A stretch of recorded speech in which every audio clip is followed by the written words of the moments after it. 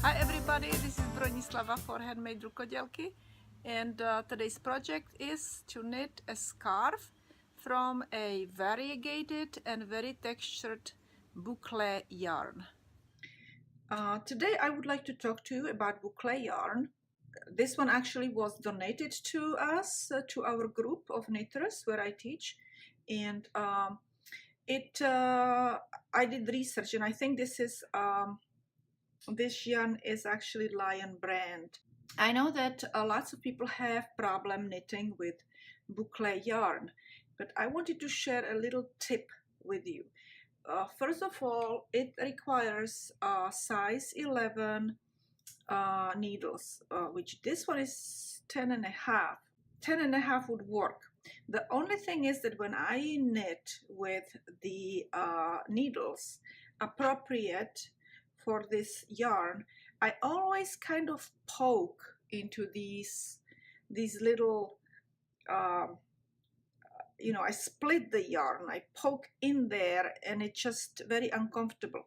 But I found out that if I go one size higher, instead of 11, which is, I don't know, I think 8 millimeters or whatever, this one is size 13, which is 9 millimeters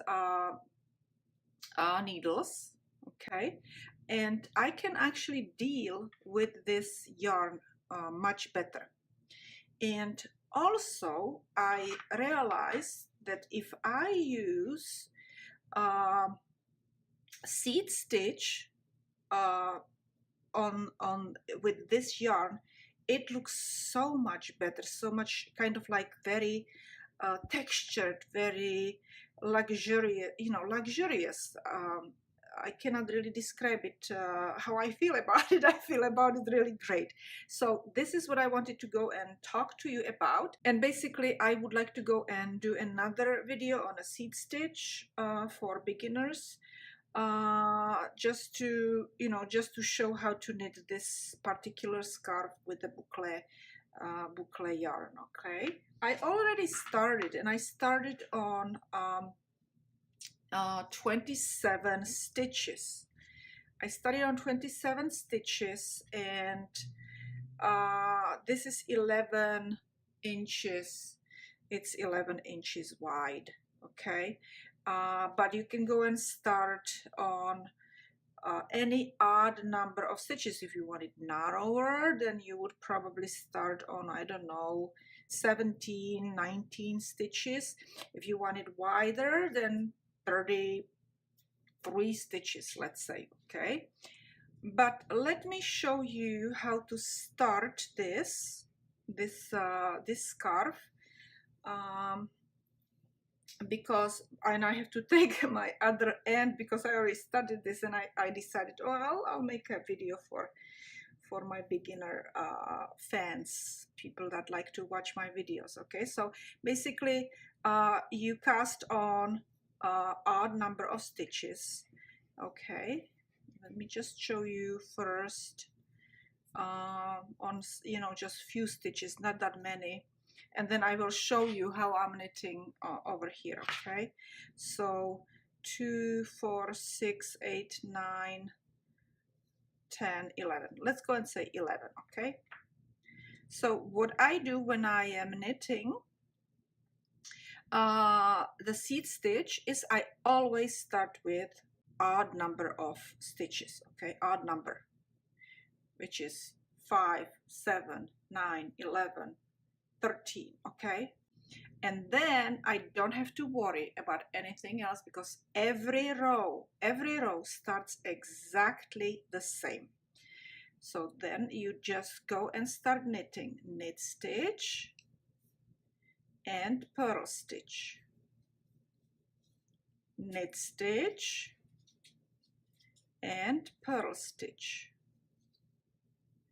knit stitch, purl stitch, knit stitch, purl stitch, knit stitch, purl stitch, and knit stitch.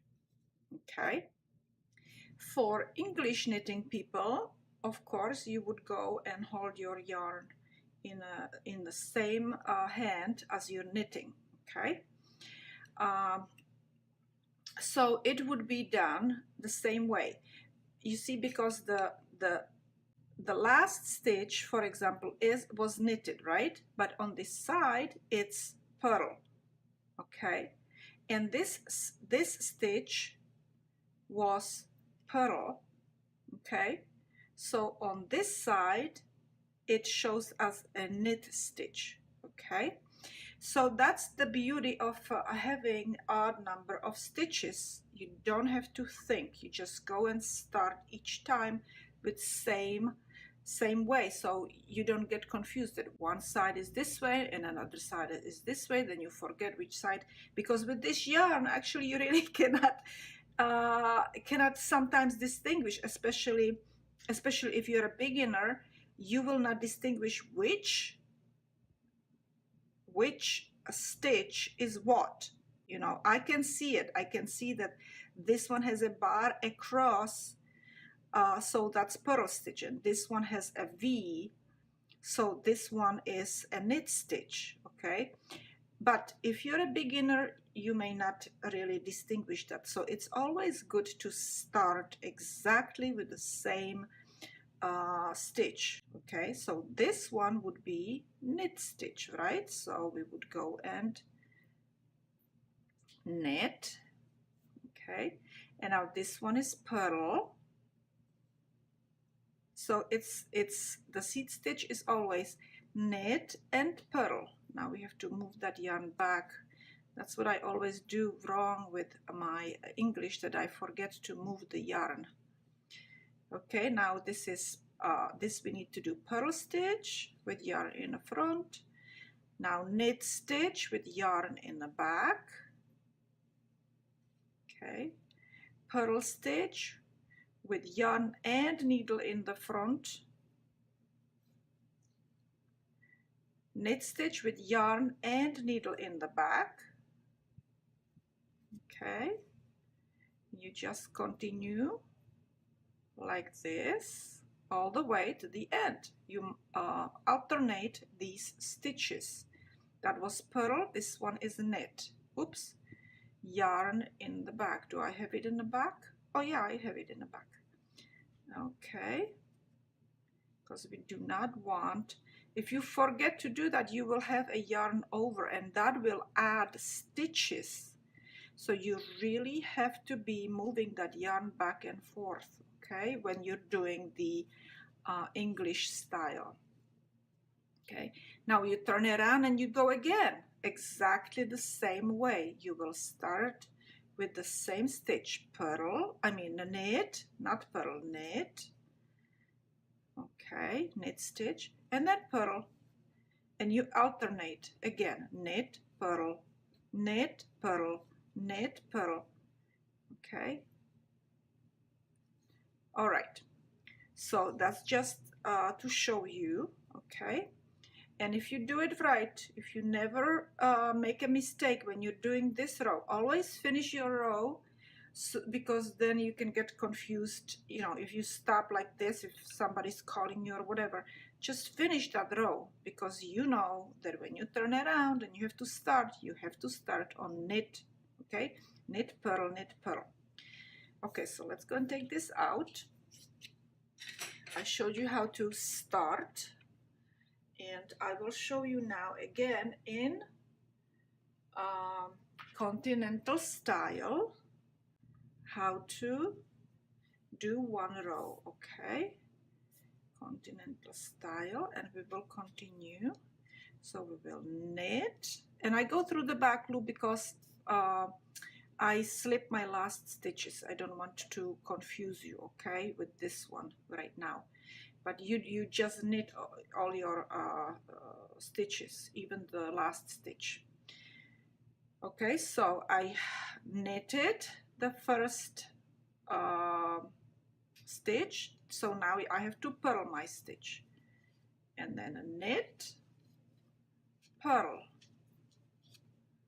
knit, purl, knit, purl, You see, I'm bringing that yarn forward, so it doesn't matter how I hold my needles and yarn. Okay, it's the same. So I did purl, I have to do knit, purl, knit, purl, knit, purl, knit. And with this yarn, with the bouclée yarn, don't get distracted by anyone, because it has those little bumps in it, and the seed stitch has bumps in it, so those bumps get even more emphasized. That's why it looks more luxurious with this type of yarn to do seed stitch. So I did purl because I have bar across my stitch, and now I need to do my knit stitch and knit and purl, knit and purl, knit and purl, knit and purl. And I slip my stitch, but you would knit your stitch, okay? But I slip my stitch. All right. And then we repeat again. Look at that. And again, we go with the knit stitch and purl stitch. So, you know, we don't do, you know, if you have even a number of stitches, then you would have to remember, oh, I have to start with purl stitch. So this way you really don't have to. You don't have to worry about how you start. Okay, and you know what? When I am finished with this scarf, which is going to be actually used for a prize in our library, it's going to be donated to use as a prize. I will actually show you how to bind off. You see how easy it is to go and knit with really big needles? You don't have to worry about splicing that yarn. So that's why I really like big needles and bouclée yarn. And also I like that, like I said, the seed stitch, because it looks more textured. The bumpy look of the yarn and the seed stitch, they just get more, the seed stitch gets even more bumpy. Okay, so that's for now, and I'll see you when we are binding off, when I have a really long scarf.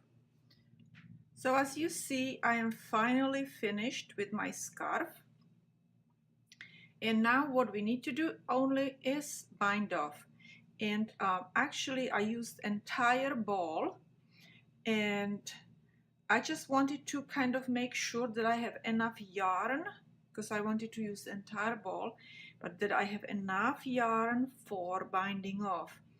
And I kind of measured that if I go and knit one row, for one row I really need to have about 4 of these 4 of these lengths of my scarf.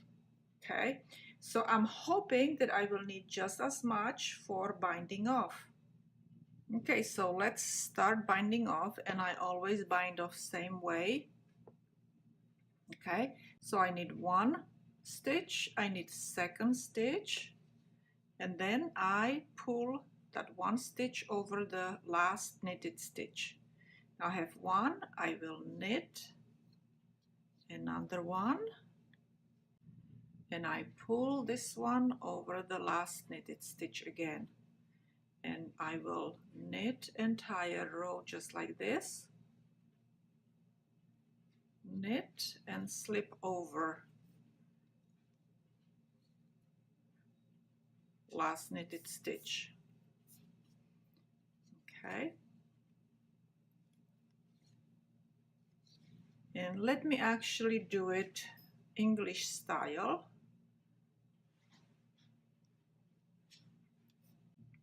So you knit your stitch, and then you pull it over,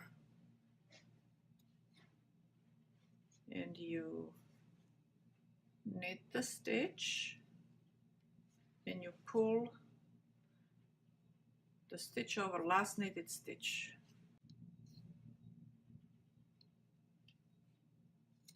Okay, so you have an idea. You can go and finish your entire row.